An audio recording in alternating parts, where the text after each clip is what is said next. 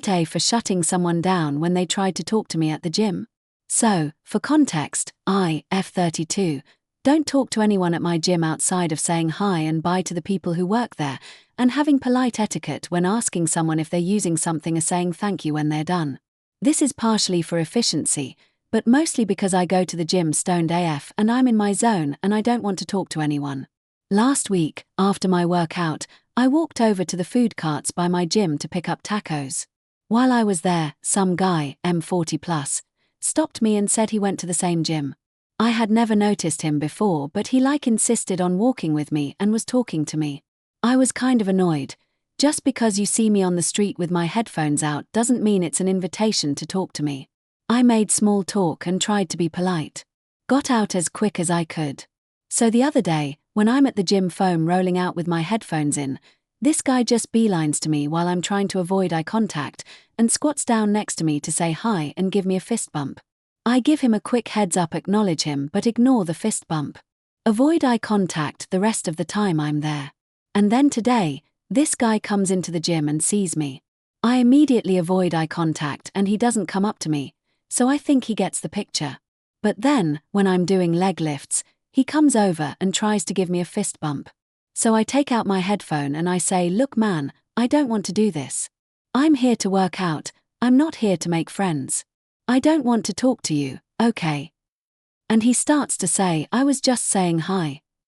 And I respond with, "Yeah, I get it. Please don't." And put my headphone back in and kept working out. I realize anyone who saw this probably thought I was a giant AH. But I don't think someone's need for connection overrides my need to have a good workout. So, AITA. Update. For people saying this would have been different if he was an attractive guy. I stumble and get awkward no matter who it is if the conversation needs to go beyond more than a single question and response. Men, women, children. This isn't a want it or don't want it situation as much as it's a I'm not in a headspace where I can have human conversation. For people saying this is the same type of person who wonders why guys don't ask them out. I keep a little post-it note in my gym bag that says, "Hi, my name is, name. I think you're cute, but I want to respect your gym time. Text me if you want to get coffee sometime." I've never given it to anyone, but it's there if I ever feel like I need it. Anyway, I'm at work. Hope everyone has a great day. Final update. Wow. While I figured posting this might be a little divisive, I didn't expect it to blow up like this. I went to the gym today and had one of the best workouts I've had in a long time, partly because I was fueled by the overwhelming support I received from people who understood the importance of asserting boundaries. So thank you to everyone who saw where I was coming from. For anyone who still thinks I'm the AH, I can live with that. But before I go, I want to share something that happened to me a couple of months ago. Maybe it'll give you something to chew on. I was at the same gym, in the middle of isolated bicep curls. End of the rep, second to last set to failure. I was slowing the movement, fully concentrated, eyes closed. When I opened them, a stranger's face was 3 inches from mine. Startled, I set the weight down and looked over to see a plump, middle-aged man in a baseball cap. I took out one of my headphones, still in shock, and all I could say was, "What the F ******." He then grabbed my arms and forced them back onto the machine's handles, saying, "One more."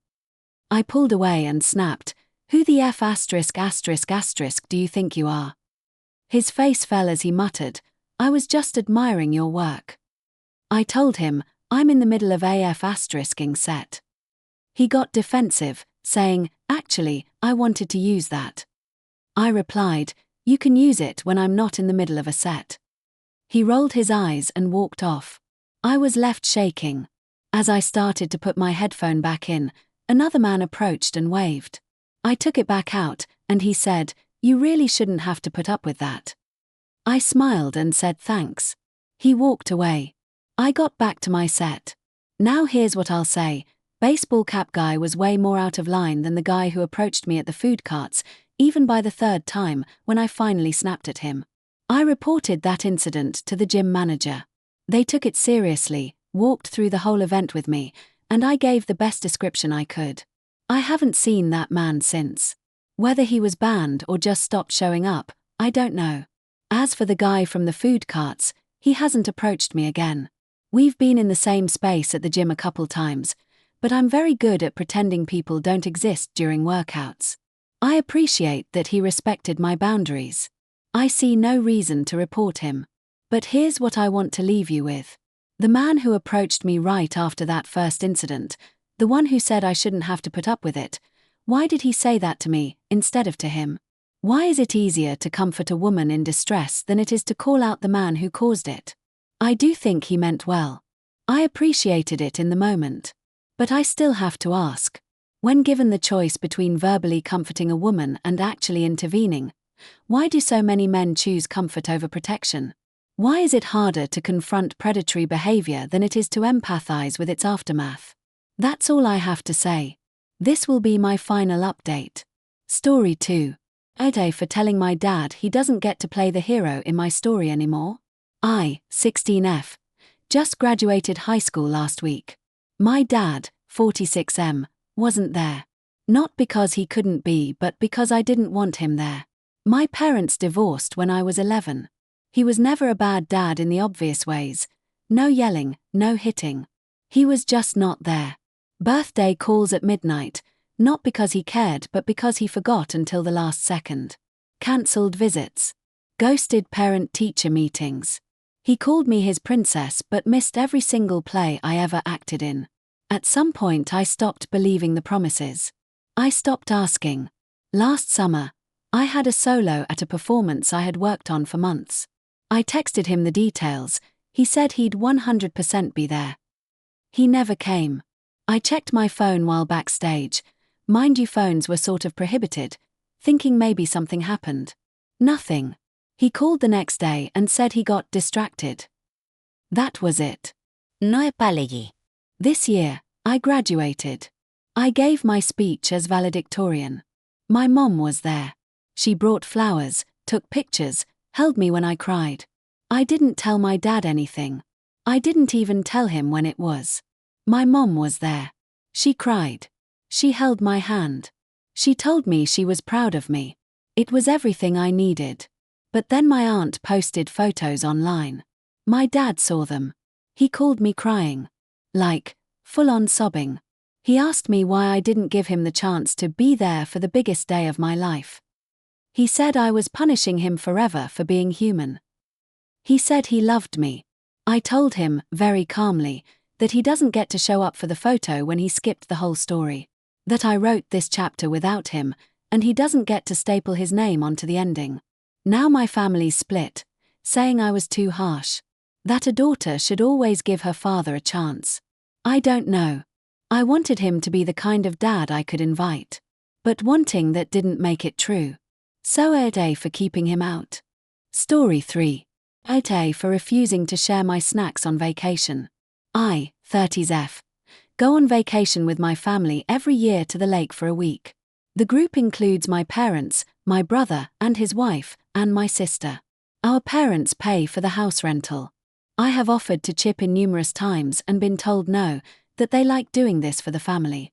My siblings and I find other ways to contribute, paying for dinner out, picking up the groceries, or paying for an activity.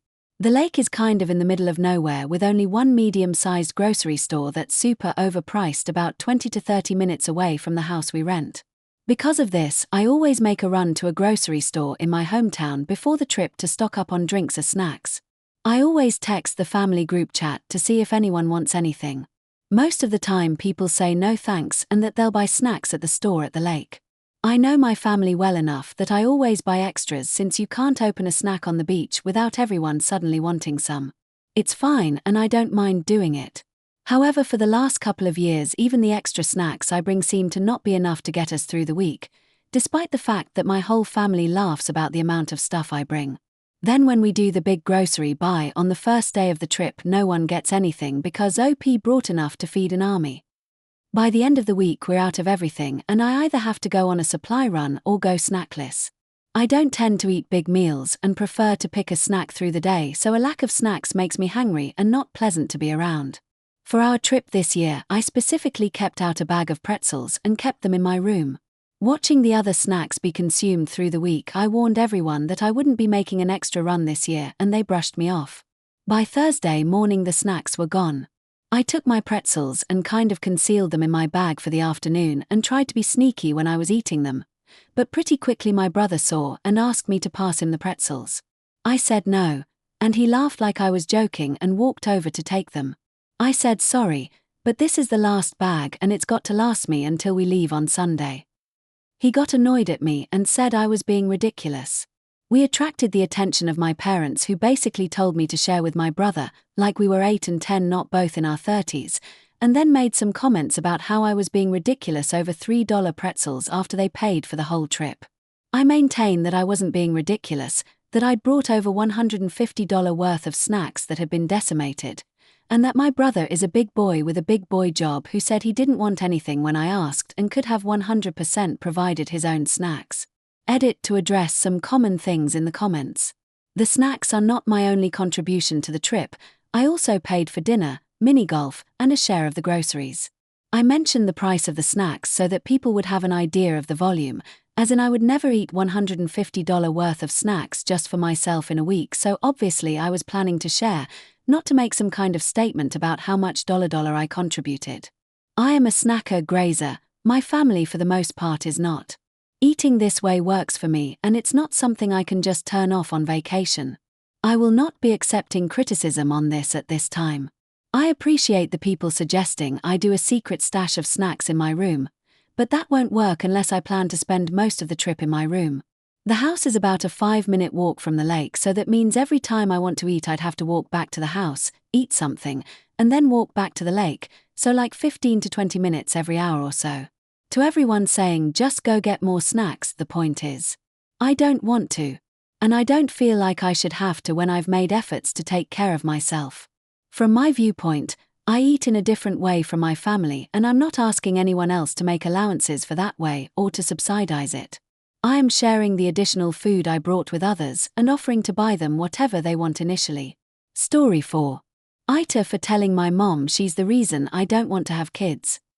So, my mom, F52, has been on my ass for years about giving her grandkids. I'm 28, married, financially stable by all accounts, the perfect time to start trying, according to her. But every time she brings it up, I shut it down. Yesterday, she cornered me at a family barbecue in front of my aunts, like she always does, and goes, "When are you gonna stop being selfish and give me a grandbaby?" Like she was asking for candy. And I just snapped. I said, maybe if you hadn't spent my entire childhood screaming at me for spilling milk, or guilt-tripping me for needing therapy, or making me feel like a burden for existing, I'd actually want to be a mom. Dead. Silence. My aunt choked on her wine. My mom turned bright red, then stormed off to the kitchen. My dad just sighed and said, "You didn't have to say it like that." But I did. Because nothing else was getting through to her. I've tried polite. I've tried vague. I've tried "we're focusing on our careers right now." She doesn't listen. She just keeps pushing, like my uterus is her personal FCKNG project. Now my phone is blowing up with texts from family saying I was too harsh, that she's just excited, that I hurt her feelings. But what about my feelings? What about the fact that every time I imagine having a kid, all I can think is I don't want to turn into her? My husband says I'm not wrong, but I should apologize to keep the peace. I don't want to apologize. I want her to get it. So, AITA for finally saying what I've been holding back. It got taken down, so I'm posting it here for the others who was concerned to see who. Update. She sent me a voice message saying how hurt she is. Didn't acknowledge a single thing she said. Just more guilt. My husband says I should call her, but I'm so tired of pretending. What should I reply? Or do? Or do I just let her be? Story 5. For not letting my friend borrow one of my designer dresses for a wedding after she called me shallow for buying them. I'm 26F, have a stable job, no kids, and I like to treat myself sometimes. I've saved up for a few designer dresses over the years, nothing outrageous. Just a handful of nice pieces I wear to special events. I'm careful with them, and they mean a lot to me because they're things I actually worked hard for. One of my close friends, Lena 27F, has always made snide comments about my clothes.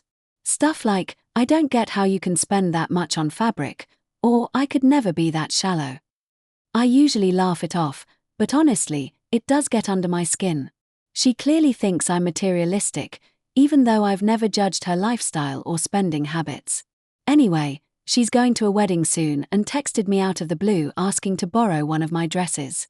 No apology, no acknowledgement of the past comments, just "you have so many, I figured you wouldn't mind." I politely said no, explaining I don't lend them out, especially for trips where I won't be there. She snapped back that I was being selfish and dramatic, and now a few mutual friends are chiming in saying it's just a dress. But I can't help feeling like it's more than that. Why should she benefit from something she's constantly belittled me for? Story 6. AITA for refusing to keep paying black tax even though my family is struggling. I'm a 28-year-old African woman working in a decent job as a teacher. I'm not rich, but I'm doing okay. Ever since I started working, I've been expected to help out my extended family, paying for groceries, covering school fees for cousins, sending money to my mom monthly, etc. In our culture, it's seen as a duty, what people call black tax. I understood this growing up. I've helped where I could. But lately it's become too much. My siblings now expect me to cover everything, and my mom doesn't say no to them. I'm expected to help with bills, car repairs, and now even a wedding contribution for my younger cousin's wedding. I finally said, no more. I've started saving for my own life, therapy, travel, and a deposit for my own apartment. I told my family that I'm not a bank, and they need to start standing on their own feet. I told my mom I will only help with the needs, and she cried. My aunt called me whitewashed. My brother said I've become selfish and forgotten where I came from. Facepalm medium skin tone emoji modifier #hash. But I've spent years putting their needs first. I've missed opportunities, drained my savings, and lived paycheck to paycheck while they bought new phones and clothes. I still love them. But I'm tired of carrying everyone. AITA for choosing myself. Story 7. AITA for being rude to the waiter and ruining the dinner. I, 27F, went out on a girls' dinner with my best friends, 26F and 29F. For context, I'm the only one married. They are not in any committed relationships. Yesterday we went to have dinner at a sports bar of family restaurant where, from the moment we arrived, the waiter, Merla mid-20s, started complimenting us. He kept saying flirty, funny things. I ignored him but honestly gave me such an ick. They were giggling. After a while, as he took our order and kept refilling our drinks, he kept saying stuff like that and I did a sarcastic laugh. Picture that one meme of the dude laughing and getting serious. He left the table and didn't do it again. My friends later told me I was rude to him and that he was just doing his job, but OMG, it was ruining my afternoon. But now I'm wondering if I just should have kept quiet. AITA. ETA. Here are some examples of what he said. When he first sat us, he was like, "I didn't know models were coming today," and when refilling our drinks he said, "I might have put a little special something on the drinks to get this party started." And when he went to check on us he was like, "How are the cuties enjoying the food?" He say 29F teary-eyed cause she was talking about her recent breakup and he was like, "Don't cry for me, I'll be right back." She didn't laugh that time.